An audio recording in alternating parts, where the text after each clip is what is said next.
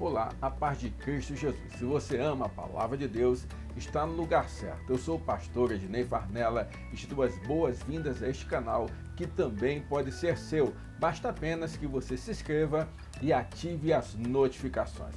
Vamos continuar a nossa conversa sobre a revista da CPAD, Lições Bíblicas de Jovens.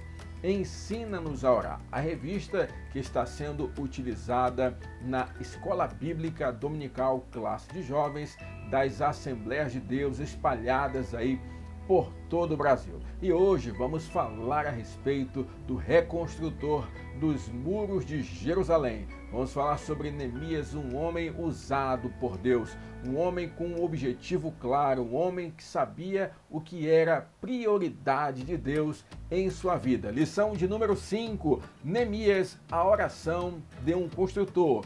A tristeza de Neemias diante da miséria do seu povo. Neemias ora e jejua em favor do seu povo e os resultados da oração de Neemias. Não sai daí que vamos aprender um pouco mais com este grande homem de Deus.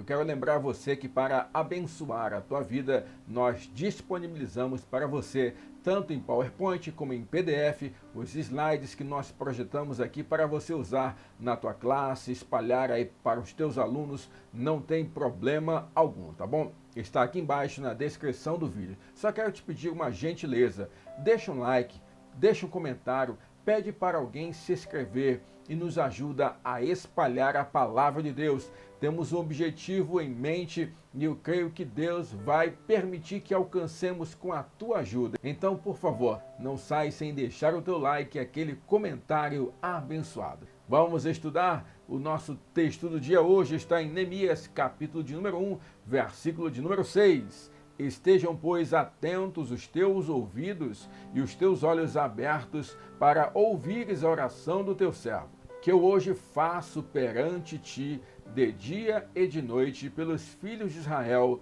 teus servos. A síntese da lição de hoje é: com Neemias aprendemos duas valiosas lições, que a oração é uma ferramenta indispensável para vencermos os maiores desafios e que precisamos eleger as prioridades certas em nossas vidas. O texto bíblico desta lição está em Neemias, capítulo de número 1, versículos do 4 até o 11, que diz assim: E sucedeu que, ouvindo eu essas palavras, assentei-me e chorei, e lamentei por alguns dias, e estive jejuando e orando perante o Deus dos céus. E disse: Ah, Senhor, Deus dos céus, Deus grande e terrível, que guardas o conserto e a benignidade para com aqueles que te amam e guardam os teus mandamentos. Estejam, pois, atentos os teus ouvidos e os teus olhos abertos para ouvires a oração do teu servo, que eu hoje faço perante ti, de dia e de noite, pelos filhos de Israel, teus servos, e faço confissão pelos pecados dos filhos de Israel, que pecamos contra ti, também eu e a casa de meu pai pecamos. Versículo de número 7. De todo nos corrompemos contra ti e não guardamos os mandamentos, nem os estatutos, nem os juízos que ordenastes a Moisés teu servo. Lembra-te, pois, da palavra que ordenaste a Moisés teu servo, dizendo: Vós transgredireis, e eu vos espalharei entre os povos, e vós vos convertereis a mim, e guardareis os meus mandamentos, e os fareis. Então, ainda que os vossos rejeitados estejam no cabo do céu, de lá os ajuntarei e os trarei ao lugar que tenho escolhido para lhe fazer habitar o meu nome. Estes ainda são teus servos e o teu povo que resgataste com a tua grande força e com a tua forte mão. Ah, Senhor, estejam, pois, atentos os teus ouvidos, oração do teu servo e oração dos teus servos que desejam temer o teu nome. E faze prosperar hoje o teu servo e dá-lhe graça perante este homem. Então era eu copeiro do rei.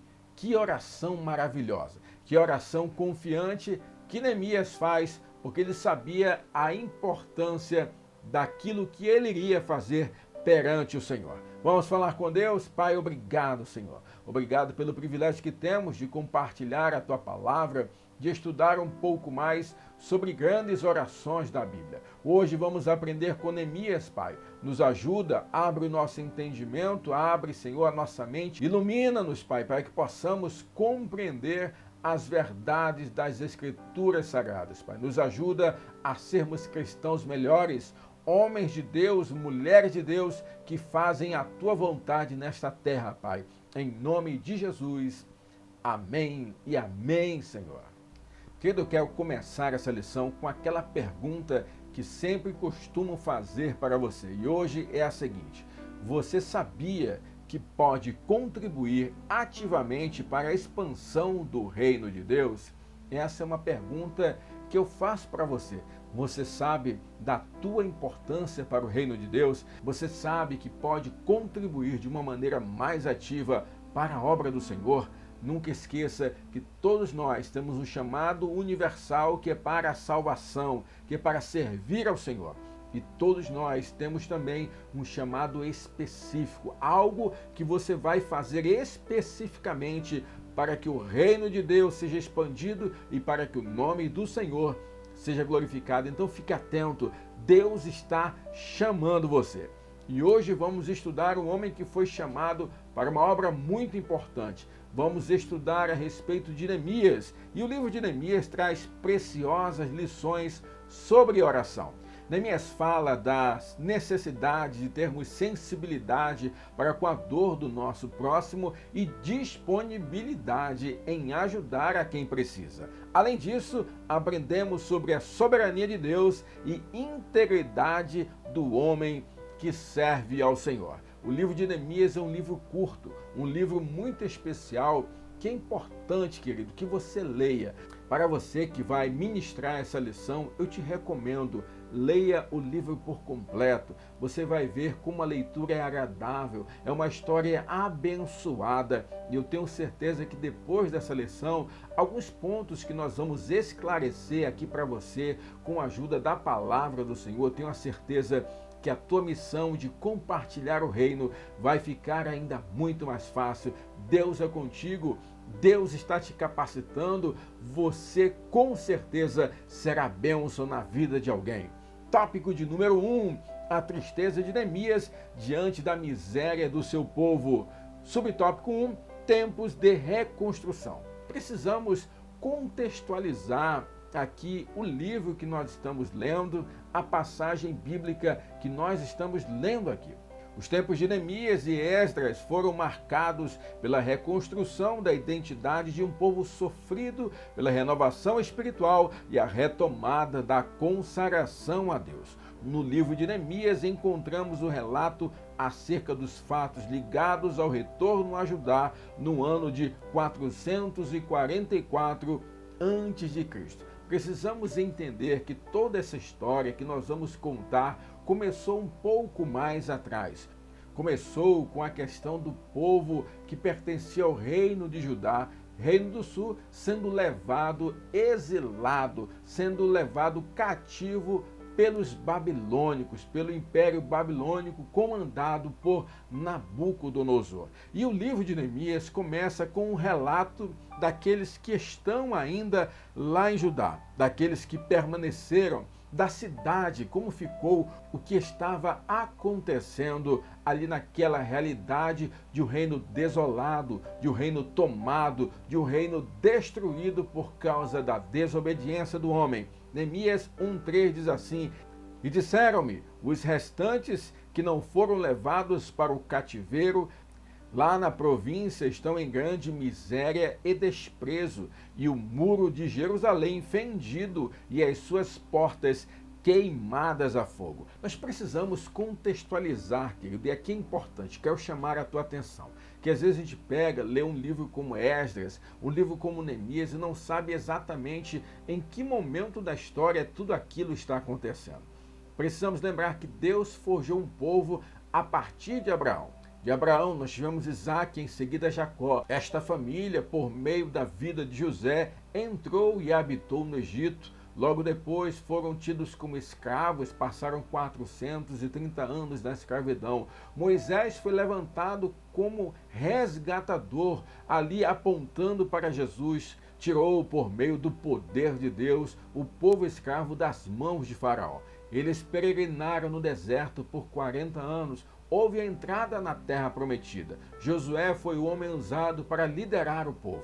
Logo após a conquista da terra prometida, o tempo passou e nós chegamos na era dos juízes. O último juiz foi o profeta Samuel. Depois do profeta Samuel, o povo não queria outro profeta. Pediu então um rei. O primeiro rei de Israel foi ungido, Saul. O segundo rei de Israel, Davi. E o terceiro rei de Israel, Salomão. Até então, até Salomão, o reino de Israel era um só. Capital, Jerusalém. Era um só, a cidade de Davi, onde estava tudo acontecendo. No entanto, a partir de Salomão e pela desobediência do filho de Davi, por ter se prostituído aos outros deuses por conta de suas muitas mulheres, o Senhor disse que iria dividir o reino e dar uma parte do reino para o servo de Salomão. Então o reino foi dividido com Jeroboão e Roboão. Reino do Norte, capital Samaria, e Reino do Sul, capital Judá. Então nós temos basicamente esses dois reinos. Reino de Israel, Reino do Norte, capital Samaria, Reino de Judá, Reino do Sul, capital Jerusalém. Com o passar do tempo, muitos reis se subsequenciaram, tanto no Reino do Norte como no Reino do Sul. No Reino do Norte não houve reis que fizeram a vontade do Senhor. O limite da desobediência chegou às narinas de Deus e Deus se levantou com juízo para o Reino do Norte. O império usado foi o Império Assírio. O povo do Reino do Norte foi levado. No entanto, nunca mais houve identidade para o Reino do Norte, pois os assírios tomaram todas as coisas e misturaram ali os povos para que não houvesse uma continuidade na cultura e na religiosidade. Praticamente o Reino do Norte sumiu do mapa. O Reino do Sul, os reis também se subsequenciaram. No entanto, houve alternância, homens que fizeram a vontade de Deus e homens que não fizeram a vontade de Deus. Deus também elege uma nação para ser o seu juízo aqui nesta terra pela desobediência do povo. O juízo então foi exercido por meio do Império Babilônico, por meio de Nabucodonosor. Nabucodonosor invade o Reino do Sul, destrói o Templo de Jerusalém e leva grande parte do povo como cativo para a Babilônia. Então é esse contexto que era vivenciado nessa época. Nós percebemos que a cidade então de Jerusalém, do Reino do Sul, foi destruída e ali os povos restantes eram explorados, humilhados por outros povos porque viam o enfraquecimento daquele lugar e também havia uma desigualdade social muito grande. Os mais ricos humilhavam e escravizavam os mais pobres. Na verdade, a restauração era uma necessidade latente e o tempo finalmente havia chegado.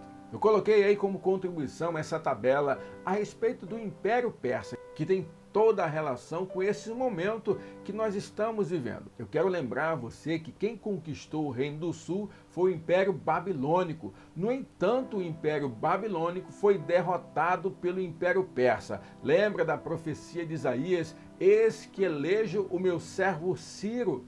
Então Ciro foi comissionado pelo Senhor para ser juízo para o Império Babilônico. Então nós não temos mais Império Babilônico nessa época, nós temos o Império Persa. E aí nós temos alguns dos grandes imperadores. Nós temos Ciro, que conquistou a Babilônia, estabeleceu uma política de retorno dos exilados a Jerusalém sob a liderança de Zorobabel. Você lembra de Zorobabel? Aquele que lançou os primeiros serviços de fundação para a reconstrução do Templo de Jerusalém. Temos também Dario, que apoiou a construção do Templo de Jerusalém, e aí você lembra claramente de um personagem importante, profeta Daniel, que também chegou a atuar nessa época aqui. Temos também Assuero ou Xerxes, que foi marido de Esther. Você já conhece em outra parte da história. Permitiu que os judeus se protegessem contra a tentativa de Amã de eliminá-los. Tudo faz parte da história bíblica. Esse império persa com seus imperadores aqui fazem parte, então nós precisamos conhecer. E agora nós estamos vivendo a era de Artaxerxes, que teve como um seu leal copeiro Neemias, o homem que nós vamos conversar um pouco nesta lição aqui. É preciso lembrar também que houve 3 momentos de retorno do povo judeu, do povo do reino de Judá, para a sua terra, depois de retornar do Império Babilônico, que durou 70 anos. Nós tivemos o primeiro grupo no ano de 536, o líder foi Zorobabel. O segundo grupo no ano de 457 a.C., cujo líder foi Esdras. E nós temos o terceiro grupo que tem a ver com essa lição, que foi no ano 444 a.C., cujo líder foi Neemias. E é este grupo que nós vamos conversar aqui sobre a reconstrução dos muros de Jerusalém. Subtópico de número 2, sensibilidade e empatia. É fato que o povo estava sofrendo, é fato que havia muitos problemas. Chega o relato vindo de um dos irmãos de Neemias acerca do que estava acontecendo com o povo que estava ainda ali no reino de Judá.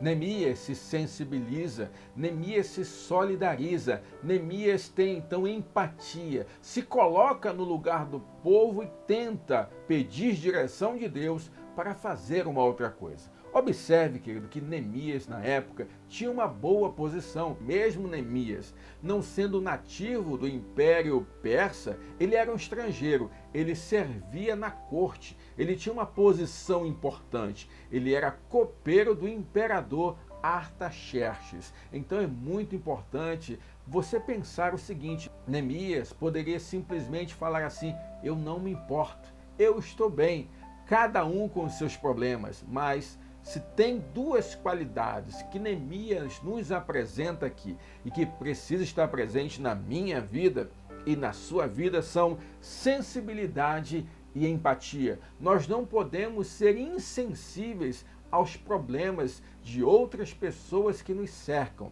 Ao mesmo tempo, precisamos ter empatia com as outras pessoas, colocar-nos no lugar de outras pessoas, trazendo à tona aquilo que a palavra de Deus nos ensina, que é necessário chorar com os que choram e também se alegrar com aqueles que se alegram. Subtópicos número 3, um mundo que agoniza. A história de Neemias mostra um reino destruído, pessoas sofrendo, pessoas sendo humilhadas, a violência em um nível muito grande.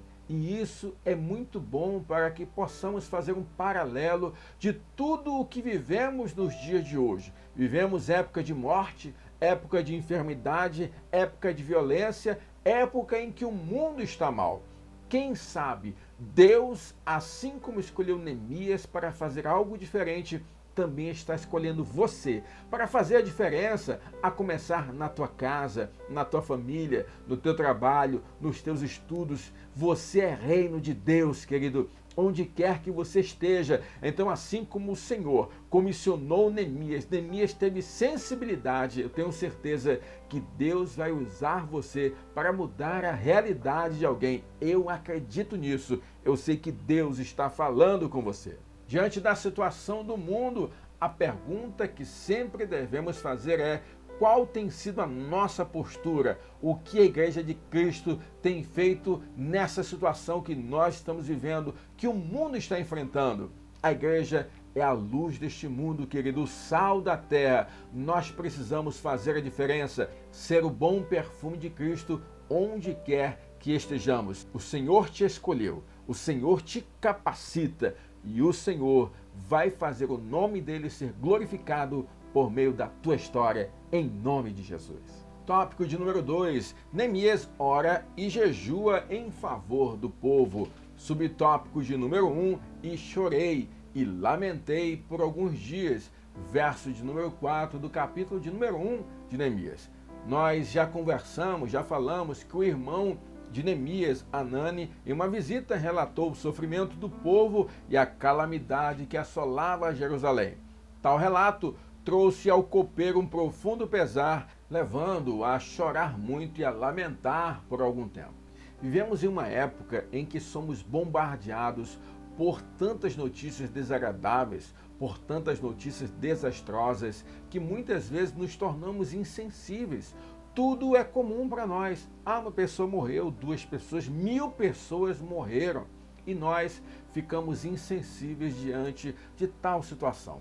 Alguns falam, inclusive, que chorar é sinônimo de fraqueza. Quero te dizer que essa não é uma verdade bíblica. Neemias chorou mostrando força, mostrando sensibilidade, mostrando empatia e vontade de ajudar o seu povo. Além disso, o sábio escreveu em Eclesiastes capítulo 3, no verso 4, que há tempo para todas as coisas. Tempo de chorar, tempo de rir, tempo de prantear e tempo de saltar. É importante ressaltar que até mesmo Jesus se permitiu chorar. Você lembra o menor versículo da Bíblia? Jesus chorou. João capítulo 11, versículo 35, por causa da morte de um amigo. Jesus se compadece, tem empatia, se coloca no lugar das irmãs de Lázaro e chora por causa de um amigo.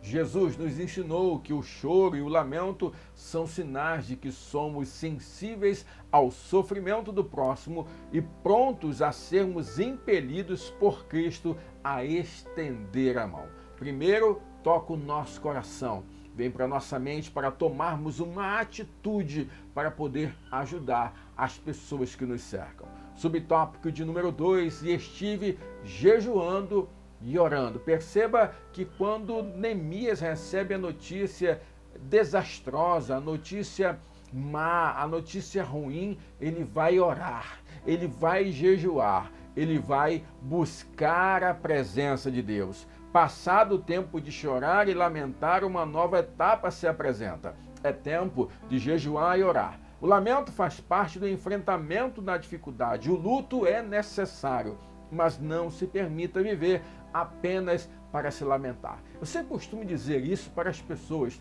Está doendo? Chora. Viva a realidade da sua vida. Não seja hipócrita, não seja falso, principalmente diante de Deus. Mas chorou? Chegou lá, lambeu as feridas, está bom, agora bate, sabe, a poeira, tira a poeira, ergue a cabeça, lê a palavra, ora, jejua, busca ao Senhor. Diz: Senhor, me levanta, Senhor, me ajuda, Senhor, me dá força, Senhor, me dá uma nova ideia, Senhor, abre portas, Senhor, muda o meu cenário. Se tem alguém que pode mudar a nossa história, é o nosso Deus, aquele que detém todo o poder, aquele que pelo poder da sua palavra criou os céus e a terra. Então, na hora da dificuldade, clama ao Senhor, busca a presença dele com fé e ousadia, que ele pode responder a nossa oração.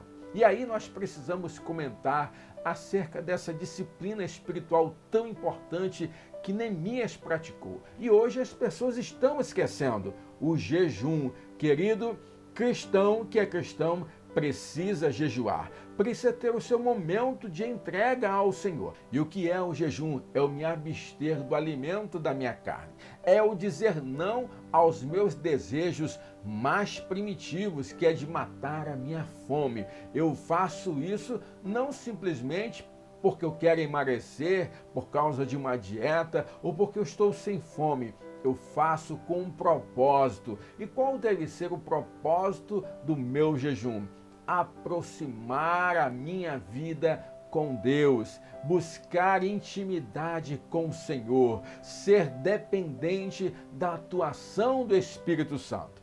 Jesus falou sobre jejum. É uma matéria tão importante que ele deixou instruções acerca dessa disciplina. Mateus 6, 17, 18 diz: porém, tu, quando jejuares, unge a cabeça e lava o rosto, para não pareceres aos homens que jejuas, mas sim a teu Pai que está oculto, e teu Pai que vê o que está em oculto te recompensará. Perceba que As pessoas muitas vezes faziam questão de falar que jejuavam só porque queriam aparentar serem mais santas do que outras. No entanto, a palavra de Deus nos ensina que jejum é uma disciplina espiritual que eu devo praticar na minha intimidade. Ninguém precisa saber. Eu vou escovar os meus dentes, eu vou tomar o meu banho, eu vou trabalhar, eu vou fazer o que tenho que fazer, mas com propósito, dizendo assim: eu estou negando a minha carne, eu estou negando os meus desejos para fortalecer o meu espírito. Eu quero intimidade, eu quero profundidade no meu relacionamento com Deus.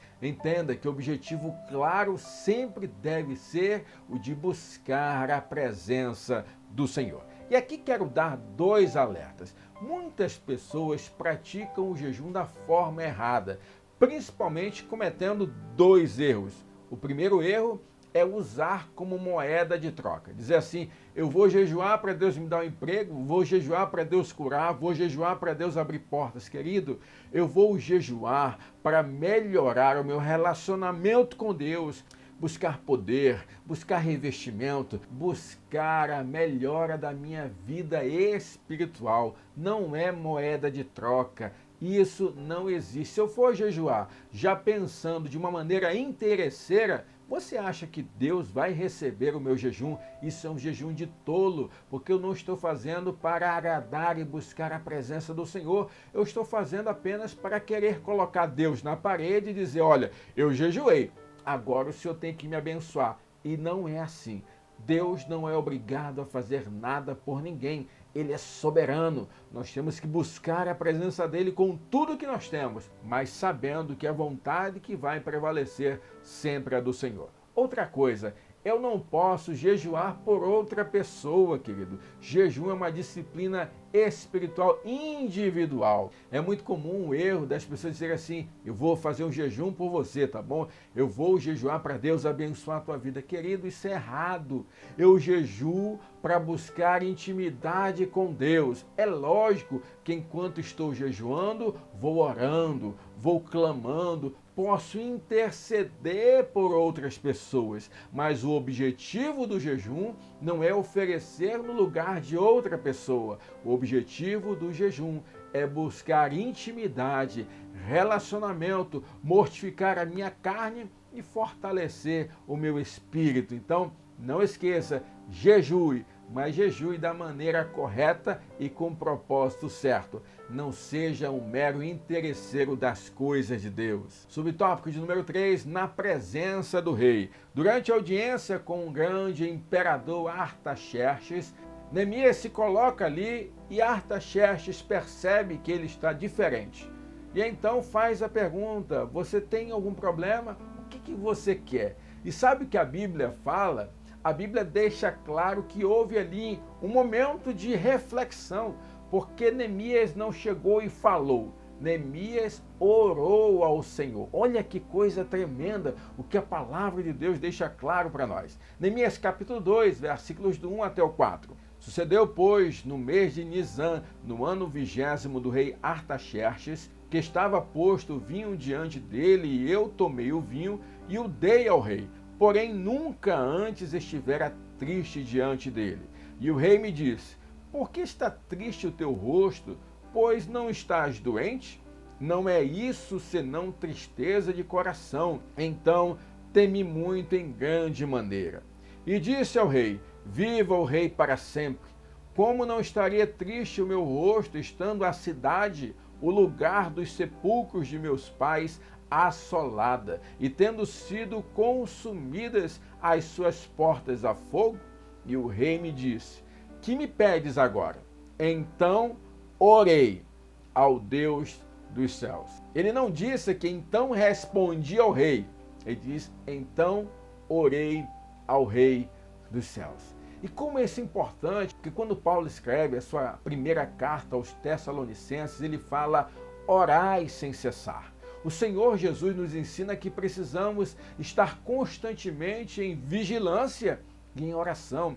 E aqui nós entendemos o que é estar sempre orando, porque eu não preciso estar clamando em alta voz, eu não preciso estar num lugar separado. Eu estou aqui no meu pensamento, eu estou aqui sozinho, eu estou aqui conversando com alguém, mas estou falando com Deus, estou clamando ao Senhor, estou intercedendo, eu estou vivenciando o meu trabalho, mas aqui dentro eu estou, Senhor, me ajuda, Senhor, me capacita, Senhor, me direciona, Senhor, me livra, Senhor, faz a diferença na minha história. Neemias deu significado à expressão estar em constante oração. Quando fazemos da oração uma prática constante em nossas vidas, não existem desafios intransponíveis, nem batalhas que não podem ser vencidas. Querido, quer vitória? Ora ao Senhor.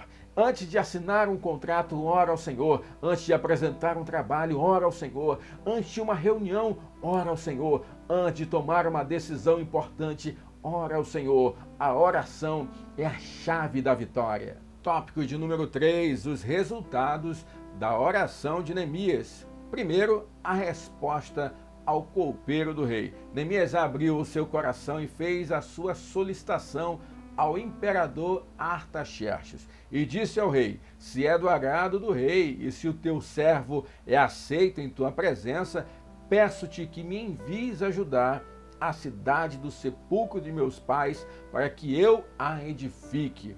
Isso foi logo após aquele momento de oração que Neemias fez. O rei, o imperador, faz a pergunta: o que você quer, Neemias? Neemias ora e em seguida ele faz esse pedido todo especial. Um pedido ousado, porque ele está dizendo: eu quero abandonar a corte. Eu quero sair da corte para cuidar da minha família. Eu quero uma licença aqui do meu trabalho para fazer algo importante pelos meus na minha terra. Talvez naquele momento o imperador poderia se levantar e dizer: você vai ser preso, você vai ser morto, você tem que servir, eu vou aumentar a tua carga de trabalho. No entanto, precisamos entender que Neemias orou. E quando nós vamos estudar a Bíblia e quando nós entendemos de cultura judaica, e eu quero trazer a contribuição aí desse gráfico para você, que mostra os meses judaicos e os meses do nosso calendário, que nós conhecemos como calendário gregoriano. Então nós percebemos que não há uma similaridade nos meses. No versículo de número 1, do capítulo de número 1, ele fala que o mês era Quisleu ou Kislev. E então nós percebemos que no capítulo 2, no versículo 1, que é quando começa aquela conversa entre Neemias e o imperador, o mês era Nisan ou Nissan. Perceba então que nós temos Kislev, Tevet, Shivat, Adar e Nissan.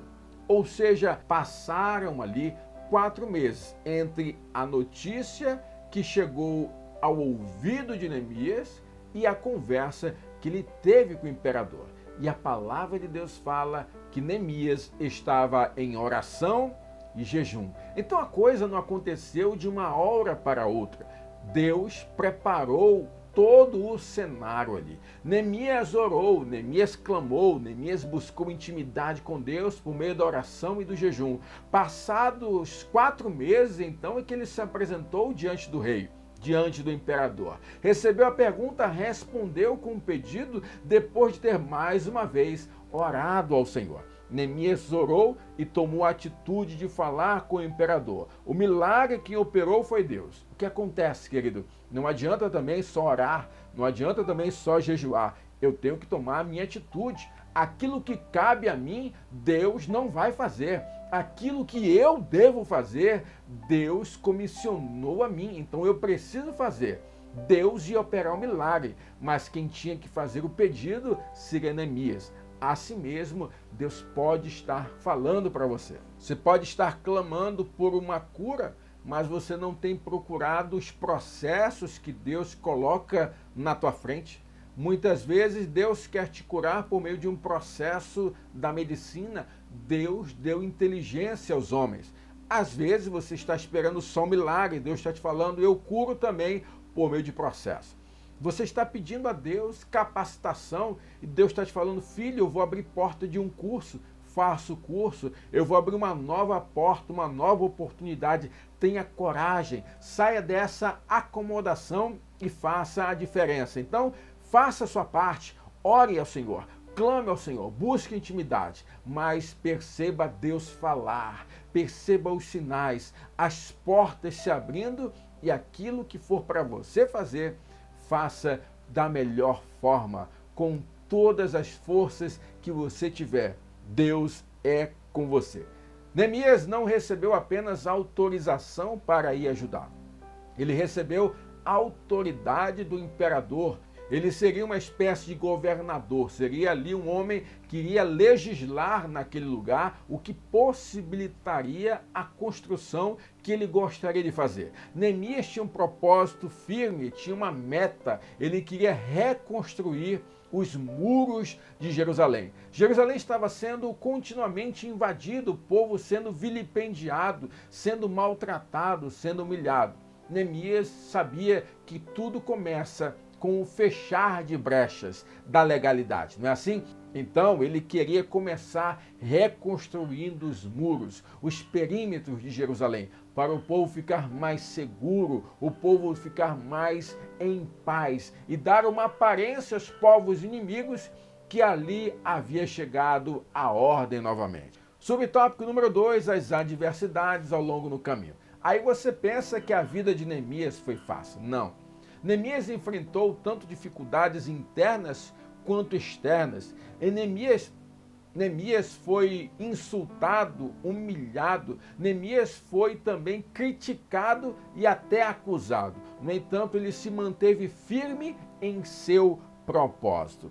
Tanto as nações vizinhas quanto a própria comunidade judaica empreenderam frentes de oposição ao trabalho realizado por Neemias e os seus trabalhadores. Tobias e Sambalate, os governadores de Amon e Samaria, inicialmente zombaram de Neemias e de seus ajudantes. Em um segundo momento, levantaram uma série de calúnias que insinuavam a intenção de rebelião frente ao imperador persa. Então perceba, eu trouxe um gráfico aqui para você para identificar que ele enfrentou tanto oposição externa quanto interna. A externa foi personificada em Sambalate e Tobias, mas teve também a interna. O povo, reagindo à ameaça de guerra e à fadiga natural que os trabalhos produziam, começou a desanimar. No entanto, a fé e a coragem de Neemias inspiraram todo o povo. Neemias enfrentou a dificuldade. Qual era a resposta de Neemias? E inclusive a resposta que ele usou para uma armadilha de Sambalate e Tobias, ele disse: estou fazendo uma grande obra. Neemias orava e trabalhava com ainda mais intensidade. Ele combateu ardentemente as injustiças e agiu com grande generosidade para com o seu povo. Deus te comissionou para algo importante. Não desanima, não desiste. Fala assim para os problemas: eu estou fazendo uma grande obra e não posso parar. Fala para as dificuldades: eu estou fazendo uma grande obra e não posso parar. Fala para você mesmo, olha para o espelho, querido. Várias vezes nós precisamos fazer isso. Diga assim: eu estou fazendo uma grande obra e não posso parar. Não desanima. Se tem algo que nós precisamos pedir a Deus, é resiliência, capacidade de suportar as provações e continuar caminhando. Querido, aconteça o que acontecer, continua caminhando, continua buscando a Deus, continua buscando esse propósito que Deus colocou no teu coração. O Senhor dos Exércitos é contigo. E então nós chegamos no subtópico de número 3. O nosso Deus fizera esta obra.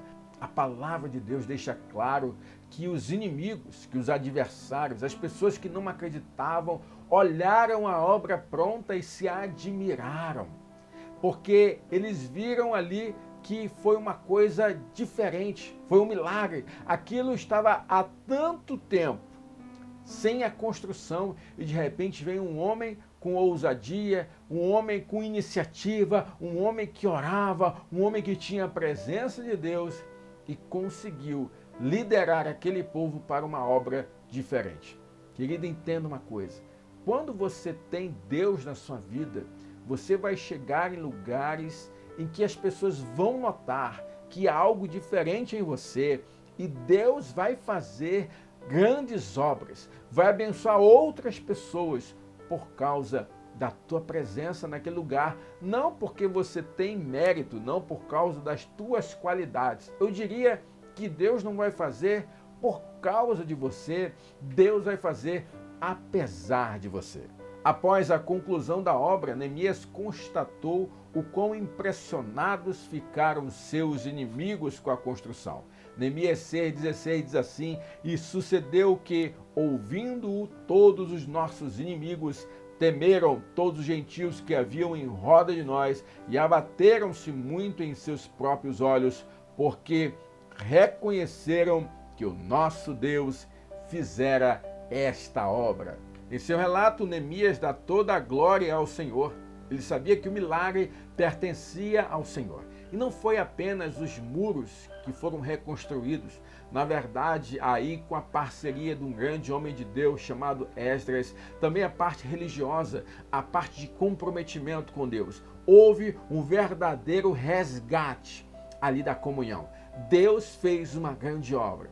Deus fez algo especial. E tudo começou no clamor. Tudo começou na oração. Tudo começou no jejum. Talvez o que falte seja isso. Talvez o que esteja faltando para a tua vitória acontecer seja aquela oração confiante, seja aquela busca pelo Senhor, seja aquele jejum. Querido, a oração pode coisas tremendas. A oração é uma questão de sobrevivência do crente. Crente que não ora não é crente. Crente que não lê Bíblia não é crente. Crente que não pratica disciplinas espirituais em sua vida não é crente, querido. Nós precisamos sair da camada superficial e mergulhar na espiritualidade. Deus tem muita coisa grande para fazer por meio da tua vida. Assim como Neemias, você será uma bênção na vida de outras pessoas. Eu quero concluir essa lição com 3 coisas para você guardar em seu coração. A primeira, precisamos eleger as prioridades certas para a nossa vida. A segunda, precisamos confiar no poder da oração e em tudo que formos fazer, precisamos clamar pela ajuda de Deus. A terceira, não podemos desanimar por causa de outras pessoas ou de problemas. Que o nosso foco esteja sempre em Deus e na sua glória. Que assim como Neemias possamos perseverar, sermos resilientes, confiando que o milagre quem opera é o Senhor. Vamos orar? Vamos falar com Deus. Pai, obrigado, Senhor. Obrigado por essa aula, obrigado por nos ensinar por meio da vida de Neemias. Nos ajuda, Senhor, a superar dificuldades, nos dá resiliência, nos dá resistência, nos dá, Senhor, objetividade, nos dá, Senhor, a capacidade de continuar a buscar os objetivos que o Senhor colocou em nosso coração. Pai, que venhamos querer mais e mais de Ti, nos ajuda a praticar as disciplinas espirituais, nos dá força para orar, nos dá força para ler a Tua palavra, nos dá força para jejuar, nos dá força para contemplar tudo o que o Senhor tem feito em nossa história. Pai, abençoe esse irmão e essa irmã, eu te peço em nome de Jesus.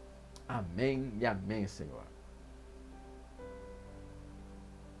Glórias a Deus, querido. Que lição abençoada, não é? Se você foi abençoado, deixa um like, coloca também um comentário, manda esse link para alguém. Vamos espalhar a palavra de Deus. Eu tenho a certeza que o nome do Senhor será glorificado.